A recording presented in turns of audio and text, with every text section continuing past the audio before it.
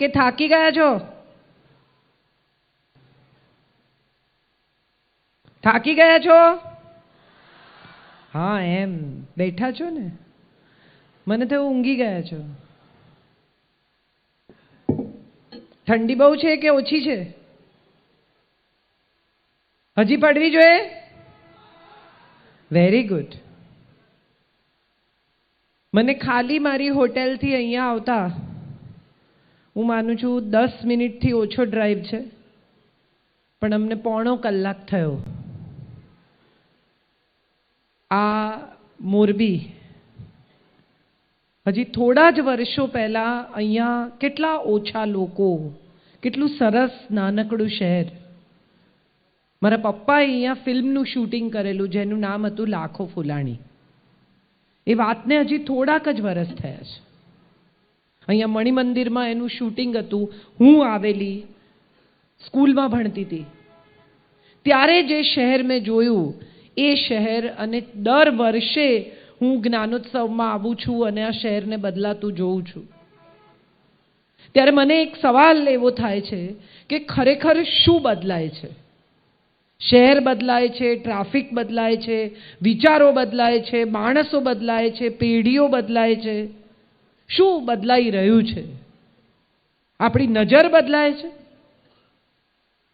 બહુ જ સરસ વાત કરી સંજયભાઈએ. મેં પહેલી વાર આજે એમને ખૂબ શાંતિથી બેસીને સાંભળ્યા. જનરલી યુટ્યુબ પર ક્યારેક હું એમને સાંભળું, પણ કેટલી બેઝિક વાત કરી. એમની ભાષામાં ક્યાંય આડંબર નથી, ક્યાંય કશું તમને પ્રૂવ કરવાનું નથી, ક્યાંય એમને સારું સારું બોલવું નથી, મોટા મોટા લેખકોના નામ લેવા નથી કે મેં ઇંગ્લિશમાં ફલાણાને વાંચ્યા ને આ પિક્ચર જોયું ને અહીંયા ફર્યો ને આમ કર્યું ને. મને હંમેશા એવું લાગે છે કે જે લોકો બહુ મોટી મોટી વાતો કરે ને એ અંદરથી ખોખલા હોય, અને જે સાવ પાયાની વાત કરે, રૂટની વાત કરે, જિંદગી સાથે જોડાયેલી બેઝિક્સની વાતો કરે ને એ અંદરથી બહુ મજબૂત હોય. તમે જોજો, હાથમાં ઇંગ્લિશ ચોપડીઓ પકડીને ઘણા લોકો ફરે. તમે પૂછો ને કે અંદર શું લખ્યું છે તો ખબર ના હોય, લેખકનું નામનો ઉચ્ચારે સાચો ના કરી શકતા,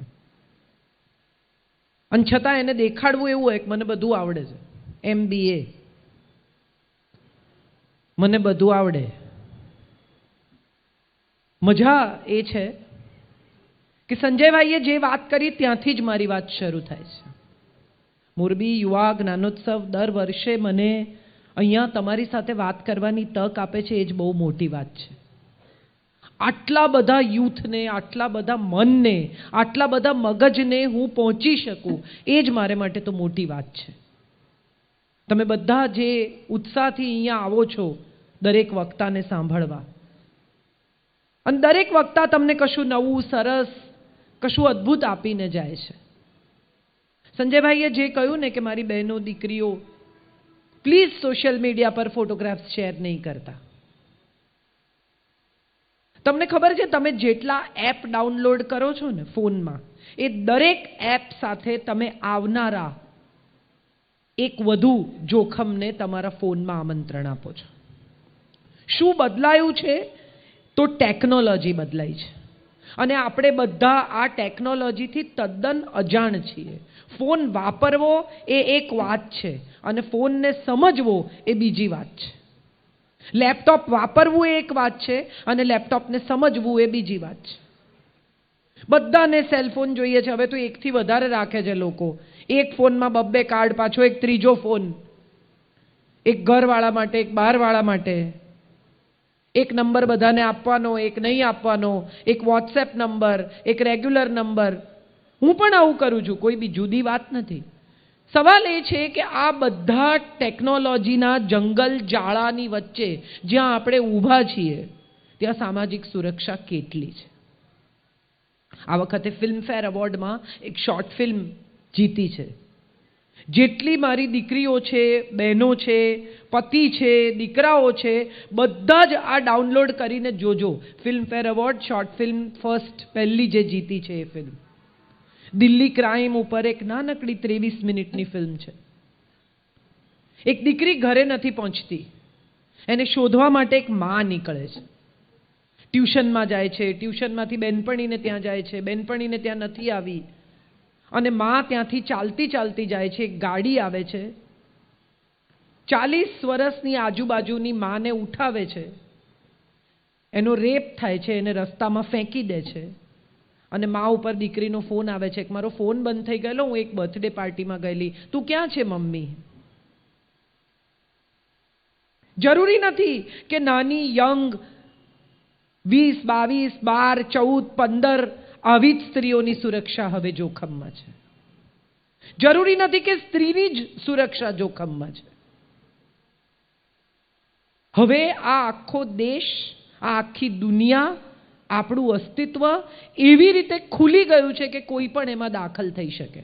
તમને મજાની વાત કહું, લોકો ટ્રાવેલ કરે, પરિવાર સાથે બહાર જાય ને, અહીં જાય ને, મંદિરમાં જાય ને, બધે સ્ટેટસ અપડેટ કરે.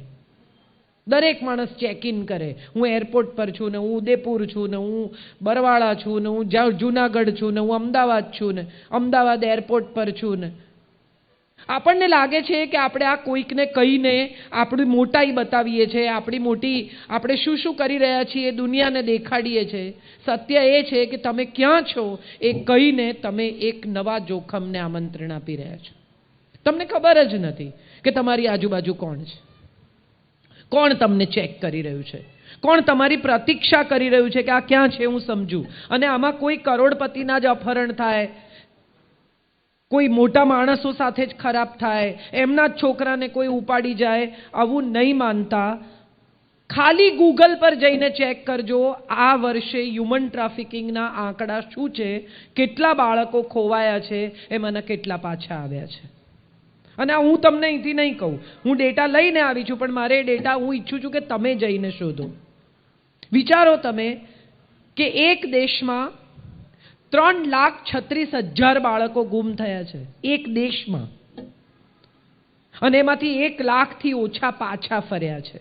ધેટ મીન્સ 2,36,000 બાળકો મિસિંગ છે. ક્યાં છે, કોણ લઈ ગયું, મરી ગયા, જીવે છે, એમનું શું થયું, એમને વિદેશ એક્સપોર્ટ કરી દેવામાં આવ્યા, કંઈ આપણને ખબર નથી.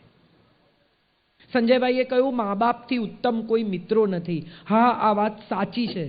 તમારી મમ્મી તમે બહાર નીકળતા હો ને પૂછે ને ક્યાં જાય છે, શું કામ પૂછપૂછ કરે, તારે શું કામ છે? આખો વખત મારે તને બધું કહીને જવાનું. હા, કહીને જવાનું, કારણ કે તમે ક્યાં જાઓ છો એ તમારા મા બાપને ખબર નહીં હોય તો એ તમને ક્યાં શોધશે. તમારી સાથે કંઈ પણ ઊંચું નીચું થયું, કંઈ પણ આડું અવળું થયું તો તમારા મા બાપ તમારી તપાસ કરી શકે. એ માટે સ્ટેટસ ચેક ઇન કરો કે નહીં, તમારા મા બાપને અપડેટ કરતા રહો. હું નીકળી, હું પહોંચી, હું આવી, હું નીકળ્યો, હું આવ્યો, હું ટ્યુશનમાં છું. મોટા ભાગના બાળકો ખૂબ જુઠ્ઠું બોલે છે. ટ્યુશનમાં જવાનું કહીને ટ્યુશનમાં જાય નહીં, મિત્રો સાથે રખડ્યા કરે. મજા છે, મેં પણ કર્યું છે, આ ઉંમર હોય જ, અને એ ઉંમરે મજા કરવી જ જોઈએ, એની પણ હું ના નથી જ પાડતી. પણ મારી વાત થોડી ગંભીર છે અને મારે આ તમારા સુધી પહોંચાડવી છે. આપણને ખબર જ નથી કે આપણે ખોટું બોલીને ઘરેથી નીકળ્યા છીએ, પણ આપણને ખ્યાલ જ નથી કે આપણને કોણ ફોલો કરી રહ્યું છે. આપણે મા બાપને તો એમ કહ્યું છે કે હું ટ્યુશનમાં જાઉં છું. મા બાપનો છેલ્લો સોર્સ આપણા ટ્યુશનનો છે. એ ત્યાં આવીને ઊભા રહેશે, ત્યાં પૂછશે, પછી એને ખબર નથી તમે ક્યાં ગયા છો. મોબાઈલમાં એક ટ્રેકર છે જે તમારું લોકેશન અપડેટ કર્યા કરે છે. ફોન મિરર થઈ શકે છે. તમારા બેંક અકાઉન્ટના નંબર, તમારા પાસવર્ડ્સ. હમણાં એક ફિલ્મ આવી છે મરાઠીમાં, TCGN, take care good night. એક ભાઈ રિટાયર થાય છે, એની બધી જે કોઈ પૂંજી છે તે બેંક અકાઉન્ટમાં ટ્રાન્સફર થાય છે. બેંક અકાઉન્ટમાં એ પૈસા ટ્રાન્સફર કરીને એની પત્ની સાથે થોડા દિવસ બહારગામ જાય છે. એ જ્યારે બહારગામ જાય છે ત્યારે એના ખાતામાં 66 લાખ રૂપિયા છે, અને પાછા આવે છે ત્યારે એના ખાતામાં 56,000 રૂપિયા છે. બિલકુલ ટેકનોલોજીથી અનભિજ્ઞ, કશું નહીં જાણતો, કંઈ નહીં સમજતો માણસ એકડે એકથી ટેકનોલોજી શીખવાની શરૂ કરે છે, શોધવાનું શરૂ કરે છે કે આ કેવી રીતે થયું. અને એને ખબર પડે છે કે એની દીકરી ચેટરૂમમાં કોઈકની સાથે વાત કરે છે રોજ, જુદા જુદા લોકો સાથે. કારણ કે ચેટરૂમમાં કોણ છે એની તમને ખબર નથી. છોકરી બનીને છોકરો વાત કરે, છોકરો બનીને છોકરી વાત કરે, તમને ખબર પણ નથી કે ચેટરૂમમાં કોણ છે. અને આ ચેટરૂમમાં વાત કરતી છોકરી વાતમાં પેલા છોકરાને એમ કહે છે કે મેં મારી મમ્મીનું નામ મારા પપ્પાના પાસવર્ડમાં નાખ્યું છે, શ્રીદેવી, પણ SHRI ને બદલે હું EE લખું છું. મેં પપ્પાને 25 વાર કહ્યું તો એ પાસવર્ડ ભૂલી જાય છે. આ માહિતી છે, આ ઇન્ફોર્મેશન એણે ડિલિવર કરી છે અને આ ઇન્ફોર્મેશનની મદદથી એના પપ્પાના ખાતામાંથી 60 લાખ રૂપિયા ટ્રાન્સફર થઈ જાય છે. આપણને ખબર પણ નથી કે આપણે કોને ઇન્ફોર્મેશન આપી રહ્યા છીએ અજાણતા જ. ફોટા, બહુ જ સરસ વાત કરી સંજયભાઈ. મારી વાત ત્યાંથી જ શરૂ થાય છે. કેટલી બધી દીકરીઓ પોતાના ફોટા અપલોડ કરે છે, વોટ્સએપના DP મૂકે છે, ફેસબુક સ્ટેટસ અપડેટ કરે છે. હમણાં થોડાક જ દિવસ પહેલા મારી ઓફિસમાં એક પરિવાર આવ્યો હતો. એની દીકરીના એન્ગેજમેન્ટ કર્યા, અરેન્જ મેરેજ, મા બાપે નક્કી કરેલા લગ્ન. દીકરીને દિવાળીમાં એને ઘરે મોકલી, પહેલી વાર સાસરે એન્ગેજમેન્ટ થયા પછી. દીકરી ત્યાં 2 દિવસ રહી, પાછી આવી.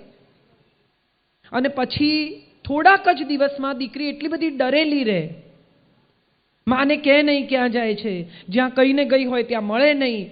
માને એમ કે કોઈ બોયફ્રેન્ડ છે. મારે મમ્મીઓને પણ કહેવું છે કે તમારા સંતાનને એટલું બધું ડરાવો નહીં કે તમારી સાથે વાત કરતા પણ ડરે, તમને સત્ય કહેતા પણ અચકાય. એને તમારો એટલો ભય ન લાગવો જોઈએ. કે મા બાપ ઉત્તમ મિત્રો છે, સંજયભાઈએ કહ્યું, પણ સત્ય એ છે કે મા બાપ પોતે જ મિત્ર બનવા તૈયાર નથી. મા બાપને લાગે છે કે કડપ બતાવવો જોઈએ, દબાણમાં રાખવા જોઈએ, કંટ્રોલમાં રાખવા જોઈએ. દીકરી માને કહે નહીં શું થયું, કોઈને ઘરમાં કહે નહીં શું થયું. એક દિવસ એની બહેનપણીએ આવીને માને કહ્યું કે છોકરાએ ઘરમાં કોઈ નહોતું જ્યારે એના સાસરે, ત્યારે દીકરી સાથે શારીરિક સંબંધ બાંધ્યો, એનો વિડીયો ઉતાર્યો અને હવે એને ડરાવે છે કે આ વિડીયો હું અપલોડ કરી દઈશ, તું મારા મિત્રોની સાથે પણ શારીરિક સંબંધ બાંધ. ઓફિશિયલી એન્ગેજ કરેલી મા બાપે શોધેલો છોકરો. અને આ સત્ય ઘટના છે. થોડાક જ દિવસ પહેલા મારા ઓફિસમાં આવીને કહી ગયેલા લોકો. અમે સાયબર ક્રાઇમની ફરિયાદ કરી, તરત પગલાં લેવાયા. મારે બધી દીકરીઓને કહેવું છે કે ફરિયાદ કરતા ડરતા નહીં. આજે જ ફિલ્મ રિલીઝ થઈ છે છપાક. સંજયભાઈએ એસિડ એટેકની વાત કરી, મારી નહીં તો કોઈની નહીં. વાત સાચી છે, પણ એસિડ એટેકથી, રેપથી, મોલેસ્ટેશનથી ડરીને ક્યાં સુધી રહેવાનું? પૂરા કપડાં પહેરો કારણ કે બહારના લોકોની દ્રષ્ટિ ખરાબ છે. ઢાંકીને ફરો કારણ કે બહારના લોકોની દ્રષ્ટિ ખરાબ છે. અહીં બેઠેલા બધા જ લોકોને મારે પૂછવું છે કે સ્વિમિંગ પુલમાં છોકરાઓ નહાતા હોય છે, હા કે ના? હા કે ના? એમાં કેટલા બધા છોકરાઓના શરીર સરસ હોય છે, ગ્રીક ગોડ જેવા હોય છે, પાતળી કમર, પોળા ખભા અને ખુલ્લા હોય છે, ખાલી સ્વિમસૂટ પહેર્યો હોય છે, હા કે ના? જવાબ આપો. સાંભળો છો કે નથી સાંભળતા? તો કેમ સોપો પડી ગયો છે? આટલા બધા છોકરાઓ નહાતા હોય છે, તમે જોઈ કોઈ 4 છોકરીઓ ભેગી થઈને ખુલ્લા છોકરાને ઉપાડી ગઈ હોય? હા કે ના? કેમ? છોકરો ખુલ્લો ના તો છોકરી ના ઉપાડી જાય, પણ છોકરી શોર્ટ્સ પહેરે તો છોકરાની દ્રષ્ટિ બગડે. કોણ નક્કી કરે? નિર્ભયા કેસમાં ડોક્યુમેન્ટરીમાં નિર્ભયા ઉપર બળાત્કાર કરનાર માણસ ડોક્યુમેન્ટરી ફિલ્મમાં એમ કહે છે કે એણે જે કપડાં પહેર્યા હતા એ જોઈને હું ઉશ્કેરાઈ ગયો. છે અધિકાર કોઈને આવું વિચારવાનો, આવું જોવાનો? અને જો છે તો એ ક્યાંથી આવે છે? મમ્મીઓ, બધી મમ્મી એમ કે મારે તો તાંબાનો લોટો ઘસો એટલે ઉજળો. તમે દીકરીનું ધ્યાન રાખો. તાંબાનો લોટો ઘસો એટલે ઉજળો? કેમ દીકરો મેલો થતો જ નથી? એ ખોટું કરે, એ કોઈની સાથે મજાક કરે, એ રસ્તાના કિનારે ઊભો રહીને આવતી જતી છોકરીઓની મોલેસ્ટેશન કરે, અમુક રીતે એની ગંદી મશ્કરી કરે તો કંઈ વાંધો નહીં. છોકરીઓ ઊભી રહે છે ગલીને નાકે ક્યાંય, એ જોઈ કોઈ? દીકરીએ નીચું માથું કરીને સીધા ઘરે આવવાનું. કેમ? નિશાળેથી નીસરી જવું પાસરું ઘેર. તું આડી અવળી જઈશ તો પછી લોકો પછી હું ના જાણું. કેમ? એણે આડાઅવળા નહીં જવાનું, દીકરાને આડાઅવળા જવાનો અધિકાર છે. આવું આપણા સમાજે નક્કી કર્યું છે અને એમાં મમ્મીઓએ સહી કરી છે. હું અહીં બેઠેલી બધી મમ્મીઓને કહું છું કે દીકરીને તો દીકરાની જેમ મોટી કરો કે ન કરો, દીકરાને દીકરીની જેમ મોટો કરો. તમારા દીકરાને શીખવો સંસ્કાર શું છે, સન્માન શું છે, સ્ત્રી સાથે કેવી રીતે બોલવાનું. બહેન પર હાથ ઉપાડે ને ત્યારથી જ રોકવાનો, તો પત્નીને નહીં મારે. અને આપણે બધા જ બાજુમાં ડોમેસ્ટિક વાયલન્સ ચાલતું હોય ને સાહેબ, તો એ બધા ઘરના બારણા બંધ કરીને સૂઈ જાય. કેમ? આપણે કેટલા ટકા એ લોકોનો પર્સનલ મામલો છે. જામનગરમાં મેં લખ્યું હતું, કદાચ કોઈએ વાંચ્યું હોય કે નહીં મને ખબર નથી, કેટલી નાની શેરી 1 મહિના સુધી 9 વર્ષની છોકરીને એનો સાવકો બાપ અને એનો ભાઈ ટોર્ચર કરે અને શેરીમાં કોઈએ સાંભળ્યું નથી. Can you believe this for a minute? આમ તો કોના ઘરમાં શું ચાલે છે બધું જ આપણે જાણવું હોય છે. કાણામાંથી જુએ આવતા જતા લોકોને, અને બાજુવાળાની દીકરી કેટલી મોડી આવે છે એમાં આપણને બધાને રસ છે. પણ આવું થતું હોય તો કોઈ પડવા નથી માંગતું. કેમ કે પોલીસના લફડામાં કોણ પડે? આપણે બધા ધીરે ધીરે સામાજિક રીતે બહેરા થઈ ગયા છે, મૂંગા થઈ ગયા છે, આંધળા થઈ ગયા છે. અમારા જેવા કેટલા લોકો આવશે, પોતાની વાત કરશે, તમને મજા પણ પડશે. સંજયભાઈની શૈલી જુદી છે, એ તમને મજા કરાવીને વાત કરે છે. મારી વાત બહુ ગંભીર છે એટલે હું મજા નહીં કરાવી શકું, કારણ કે આને બહુ ગંભીરતાથી લેવું પડશે. નહીં તો આવનારા વર્ષોમાં આપણને ખબર જ નથી કે આપણા ઘરમાં કોણ કોણ ઘૂસી જશે. કેટલા બધા લોકો સીસીટીવી કેમેરા મુકાવે છે. કોઈને ખબર નથી કે સીસીટીવી કેમેરાનો પાસવર્ડ દર મહિને મિનિમમ બદલી નાખવો જોઈએ. Every month it has to be changed. કોઈને ખબર નથી. અને ઉલટાના આપણે તો એટલા બધા હોશિયાર છીએ કે જેણે સીસીટીવી કેમેરા ફિટ કર્યા છે એને જ કહીએ કે નાખી દે ને તું તારે પાસવર્ડ જે તાર નાખવો હોય. એને પૂછવું પડે તમારે ફોન કરીને કે મારો પાસવર્ડ શું છે ભાઈ? સીસીટીવી કેમેરા તમારી સુરક્ષા માટે છે. જેણે નાખ્યા છે એના પર વિશ્વાસ કરો, પણ એટલો પણ નહીં કે એ તમારા વિશ્વાસનો દુરુપયોગ કરે. વિચારી જુઓ. એટલે મેં કહું હું પૈસા નહીં ભરાવું તો કે બેન મરી જશો, આમ થશે, ફલાણું થશે. જે થાય તે, મને કંઈ પ્રોબ્લેમ નથી. મેં કંઈ ખોટું કર્યું જ નથી. સંજયભાઈએ કહ્યું એવી વાત છે, મેં ખોટું કર્યું જ નથી, મને શું કામ બીક લાગે? કરો તમારે જે તપાસ કરવી હોય. હું નિયમિત ટેક્સ ભરું છું, હું નિયમિત એડવાન્સ ટેક્સ ભરું છું. હું એક પણ પૈસો ગુપચાવતી નથી. મારા બધા જ ખાતા ક્લિયર છે. હું કશું ખોટું કરતી જ નથી. મને શા માટે બીક લાગવી જોઈએ? પણ જે લોકો ડરે છે એ દોડીને પૈસા ભરે છે, અને જે પૈસા ભરે છે એ આવા લોકોને એન્કરેજ કરે છે. મારા જેવા એક જણ ના પાડે, એને 10 ને સવારથી ફોન કરે, એમાંના 8 જઈને ભરી આવશે. 55 ગુણ્યા 8. એક ફોન કરવાથી જો 55,000 રૂપિયા મળતા હોય તો મારે એ કરવા છે. અહીંયા આવીને બોલું શું કામ? ઘેર બેસીને 8 ફોન ના કરું? કેટલા લોકો પ્રવાસ કરે છે, ફેમિલી સાથે બહાર જાય, હોલિડે પર જાય. આપણે બધા શું કરીએ? હિમાલય ઘેર ગયો, પાઉટ કરીને ફોટા પાડવાના, ફેસબુક પર અપલોડ કરવાના, અને લાઈકનો વાડકી વ્યવહાર. તમે મને લાઈક આપશો તો હું તમને આપીશ, નહીં તો નહીં આપો. જોઈ લેવાનું. લોકોને હવે તો લાઈક નથી વધતા તો ડિપ્રેશન આવે છે કે મારી તો 56 માંથી 52 લાઈક થઈ ગઈ અને મારી બહેનપણીને 56 માંથી 80 થઈ ગઈ. એવું તો એણે શું કર્યું? પેલી આમ એક ખભો ખોલીને ફોટો પાડ્યો હોય. બધાને ફેમસ થવું છે, એકે એક જણને ફેમસ થવું છે. અને ફેમસ થવા માટે શું થઈ શકે એ બધા હથગંડા અપનાવવા છે. કોઈ પોપ્યુલર વ્યક્તિ વિરુદ્ધ ખરાબ લખો, પછી જો મજા. દરેક માણસ તમારા ફેસબુક પર આવીને કમેન્ટ કરે ને ઝઘડા કરે ને તમે ઝઘડા કરો ને એ ઝઘડા કરે ને કોક શેર કરે એટલે તમે તરત પોપ્યુલર ને 1000 લોકો તમારે ત્યાં વધી જાય. ફાયદો શું આ બધાનો? ફેમસ થઈને શું ફાયદો? અમિતાભ બચ્ચન રોજ એક ટ્વીટ કરે છે. અને રોજ એટલી સેન્સિબલ ટ્વીટ કરે છે કે મારા જેવા લોકો પણ એને ફોલો કરે છે. બકવાસ બીજા કેટલાય કરે છે. ટિકટોક નામની એક સાઇટ છે, મેં અહીંયા આવતા પહેલાં બધું બહુ તપાસ કરી છે. એ ટિકટોક ઉપર એટલો બકવાસ લોકો ભરે જ જાય છે. ફિલ્મના સીન ને ફલાણું ને મારા અવાજમાં કેટલાય લોકો કરે છે, ને સંજયભાઈના ને જય વસાવડાના બધાના અવાજમાં હું બોલતી હોઉં એવી રીતે બોલે ને. ફાયદો શું ફાયદો એ મારે સમજવું છે. પોપ્યુલર થઈને શું મળશે? ખોટી પબ્લિસિટી. આ દેશમાં એક પણ માણસ એવો